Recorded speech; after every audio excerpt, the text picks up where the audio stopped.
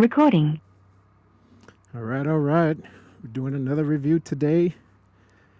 Not of my 2017 Hayabusa. I've already done a short review video on that. But today, we are reviewing my 2020 Rocket 3. I've only had this bike for a few months, but I've put quite a few miles on it already. I actually bought it in Mississippi with 740 miles, currently sitting at 6,300. Yeah, like I said, I've only had this bike for a few months, so definitely been riding a lot. Heading to work right now, so bike is pretty much stock, except for I pulled the that big mudguard rear fender license plate holder off the bike. I think it looks way better. Put a side mount on there, put some little LED indicator lights on there. I think it looks much better. Also, I painted the stock GT windscreen. These bikes don't come with the windscreen. The R model doesn't. The GT does. So I bought me a GT screen and found some paint that actually matched the bike pretty decently. Painted it. So I think it looks pretty cool. I'm not a windshield guy, but I think it looks pretty cool with the red little windscreen. So 2020 Rocket 3. Most people know all the specs about these bikes. 165 horsepower, 163 torque. Pretty stout bike. I've had a lot of bikes, cruisers, sports bikes. I've had some muscle cruisers. Just recently sold my M109R. Had a V-Rod Muscle, VTX 1800. Had a few powerful bikes, but this one by far is the strongest cruiser that I've owned. It's definitely not Hayabusa fast, but definitely has some get up and go and is a lot of fun to ride. Like I said, I bought this bike in Mississippi, and I live in Texas, so a friend of mine and I, we drove up to pick it up from a dealership, and I rode this home. It was about 10 hours. Nice ride. One of the features on this thing is electronic cruise control, which is a godsend on a motorcycle. For those of you that have cruise control, you know. Definitely use the cruise control a lot. The majority of the miles on this bike came from not only that trip, but recently I rode this from here in Texas to South Dakota for Sturgis not too long ago. And that's where the majority of the miles came from. That was probably total about 3,400 miles. That was an amazing trip. All my motorcycle peoples out there, if you guys have not been to Sturgis, I highly recommend it. It is a great trip for a motorcycle rider. Great roads, beautiful scenery. That place is insanely gorgeous. Just a lot of fun. So this bike, I'm not going to do like a technical review of the bike itself, just more about my own personal experience and ownership. Being up in Sturgis, I really got a chance to let this thing loose on some twisty mountain roads. We were up in the Black Hills, and a lot of those roads are very windy, and this thing handles great, especially for a decently heavy cruiser. This thing tips into corners very easily. It's extremely flickable. Yeah, I was very surprised at how well this thing handles.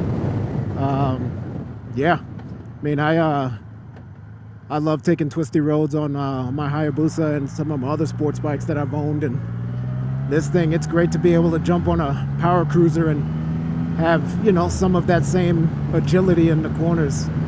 This thing is great. So bike is pretty much stock except for the little mods that I showed earlier, and I also have the ECU tuned by Bren Tuning.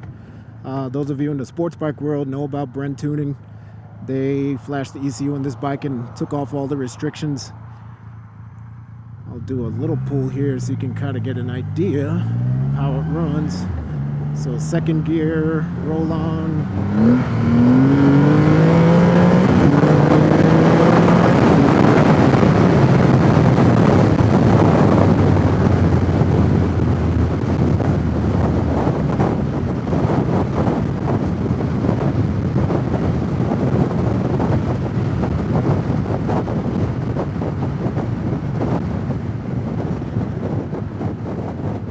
cracked it open in second gear. Traction control went nuts. Actually forgot to take it off before the ride.